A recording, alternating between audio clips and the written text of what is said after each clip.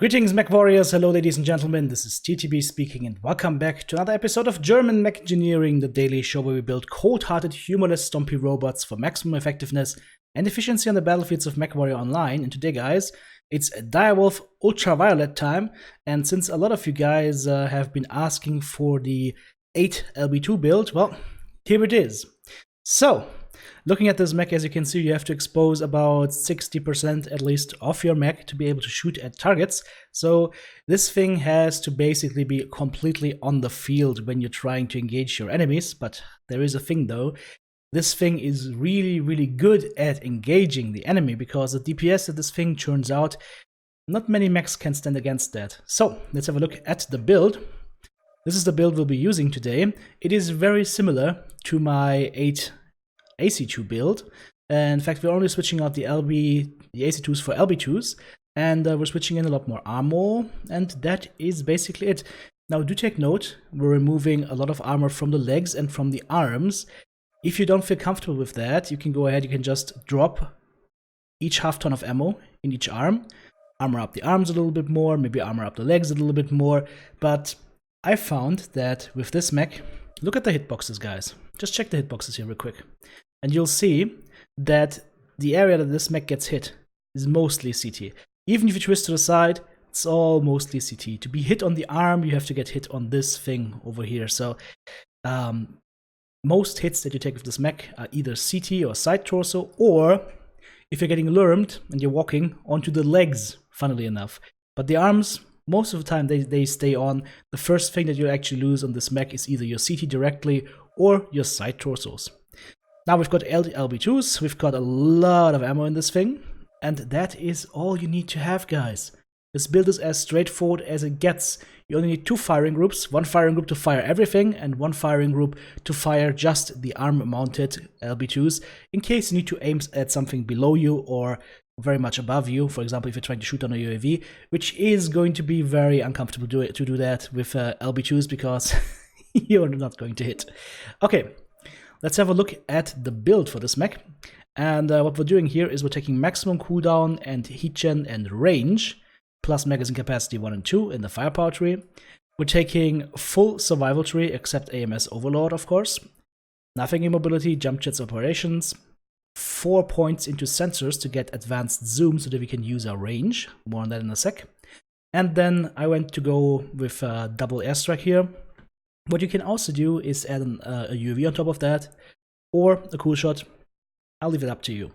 So, the range on this mech, by the way, 900 meters plus 100 from the skill points, so 1000 meters range, 2000 meters max range. Where is this mech most effective? Trading at longer ranges, suppressing the enemy at longer ranges. You do not want to be brawling with this mech if you can avoid it. Okay, let's go ahead, take this thing to the dropship and see how it performs. And I'll see you there. Well, here we are, guys, on Frozen City, and we are slowly walking towards the enemy base. It is a base against the base, Fox 4 against Echo 6, and I am trying to get my team here to just push on over towards the Echo 6 Delta 6 area and just push into the enemy, because otherwise we are just going to have to wait around forever. And I don't like waiting around, you guys know me. I want to go ahead and engage the targets. So let's do exactly that. And while we're walking, of course, we can go ahead and do some shooting, because all these guys are in our range, 1000 meters up until that enemy assault up top here. So we can just easily give them a few shells and then keep on walking forward.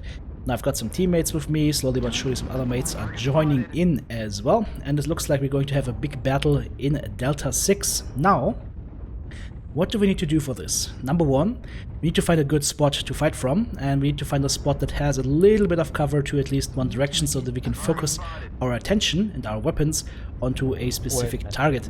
That Roughneck has 3 other M10s, he's not dangerous. This other guy, however, is. Lots of DAKKA coming in, there's a Kodiak in between those buildings. Let's just go ahead and try and suppress these guys as much as possible. I'm literally just taking pot shots onto any target that I can see, any target that is opportune at the moment. My teammates are pushing in, very nice. We can just go ahead, push in as well, drop an airstrike over there, and keep on walking. I've got a Thanatos to my right. That's going to provide a little bit of ECM if I get a little bit closer.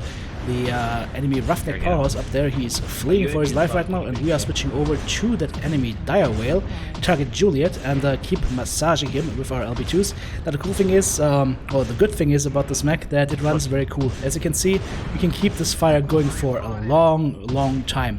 That means that if you're trying to engage this mech at range, you'll most likely be heat capped and dead at the same time trying to trade with this mech. And that's the beautiful thing about the Dire Wolf Ultraviolet. It is actually, believe it or not, an artist at fighting at long ranges without missiles. Okay, let's go ahead and go in onto the Nova Prime over here, do a little bit of damage to him. Next enemy comes up, we do some damage to him, take away an arm, and switch on over to the Dire Whale again, because the Dire Whale is the biggest and juiciest target here.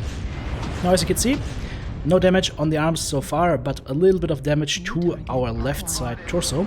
So we need to keep that in check, but what we can do right now is push it forward a little bit again, go onto the Roughneck, take him down, and keep up the fire, keep the damage going, and keep the trading alive.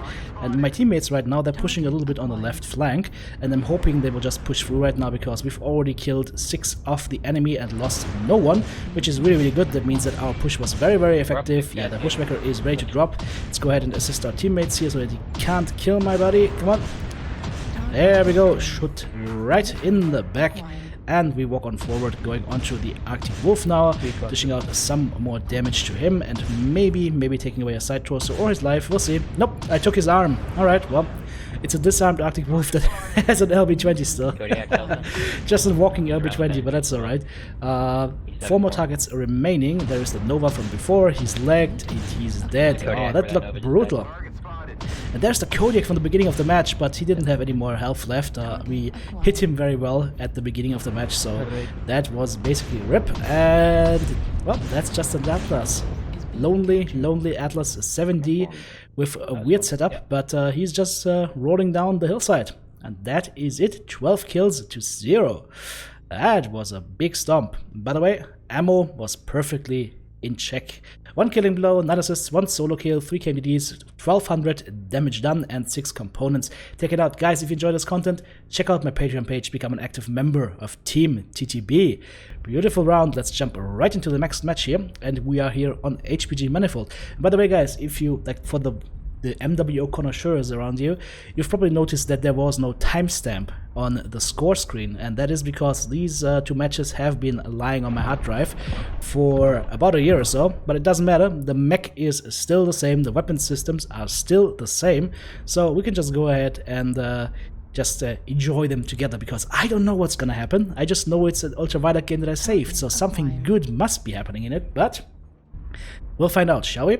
Right now we're just pushing into the Echo 5, Echo 6 area. Looks like I'm going to try to go towards that Echo 6 ramp and try and hold diagonally over towards the middle, which is a good thing to do, but you are very much dependent on your teammates actually creating some pressure on that middle map in Echo ramp in Echo 5, as well as the Echo 5 ramp that actually leads directly to the center of the map. If you don't have that pressure, all the enemies can just simply look towards you and murder you very efficiently. So this is a very dangerous move, but if it works, it can be a really nice move. So enemy Cyclops up top here, double heavy Gauss rifles. He can't do much to me, but I can do a lot to him. And what do we have here? Enemy Dire Whale up top, and an enemy Thunderbolt shooting me with lots of lasers. We will be shooting him back with our little bit of DAKKA. And as I said, guys, you can't outtrade this thing, because yeah, you can shoot me with lasers, but I don't care, and I don't run hot. I just can keep the fire going 24/7. Stop the airstrike behind here on the ramp, and then we go back a little bit. I'm trying to get onto the legs of that Cyclops and potentially damage him, or maybe destroy his legs so my teammates can kill him, but it looks like they are going straight through CT and are taking him down. Very nicely done. And now we can go ahead and focus once again on target Echo above, but what is that? What are you doing, little guy? Get out of there. Okay, let's start working on the Thunderbolt again, or maybe move a little bit higher to see what's going on. Get an overwatch onto those 2 ramps, and there's nothing there. That's a little bit weird, but I see something that I want to take care of, and that's target Fox, so that's a Night Star. I don't know his weapons, but he's got some DAKKA. Yep, WX-10s. We are going straight for his CT, taking away his side torso as well, and keeping the fire going, and he should be dropping any second here. Yep, as I said, you cannot trade with this build at long range, it's just going to kill you. The DPS is brutal. Okay, now we switch on over to the side here. There's the Dire Wolf from before, and we start counter-massaging him a little bit. Not getting a good lock onto him, but his side torso and CT are very much orange. That's good. We're taking a little bit of fire here, and we're taking fire from machine guns, so that means that there's something tiny and annoying on me. Probably a Piranha. Let's see what it is. Yep, it is a Piranha, heavy, medium laser, and machine guns. And he's just running around here. I'm just trying to give him a few shots in passing so that he goes away.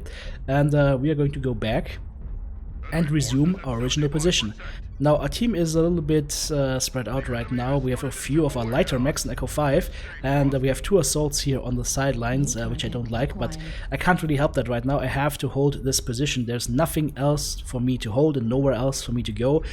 So this is where we have to make our stand, and we're going to make our stand here against that catapult, trying to shield my left side torso as much as possible. But we're taking quite a bit of damage here, and there we go. There's already 1 LB2 gone. Teammate is now going up, taking some fire for us, and we're going to go ahead, move forward a little bit further, and go into the catapult once again. A little bit too far down now, so I can only engage with my arm-mounted weapons. Losing the side torso here is also not good. So, looks like we are going to drop here, but that's alright. I think we did a good amount of damage, and we're dropping onto our head. Ouch, that hurts. And guys, there's nothing more happening in this match. It's just running around for 5 minutes, and then the enemy team wins. So, here is the end of the match, and once again guys, if you enjoyed this content, check out my Patreon page and become an active member of Team TTB. 1 killing blow, 5 assists, 1 solo kill, 2 KDs, and 1100 damage done. Well, I did carry my weight, I might say. Take care guys.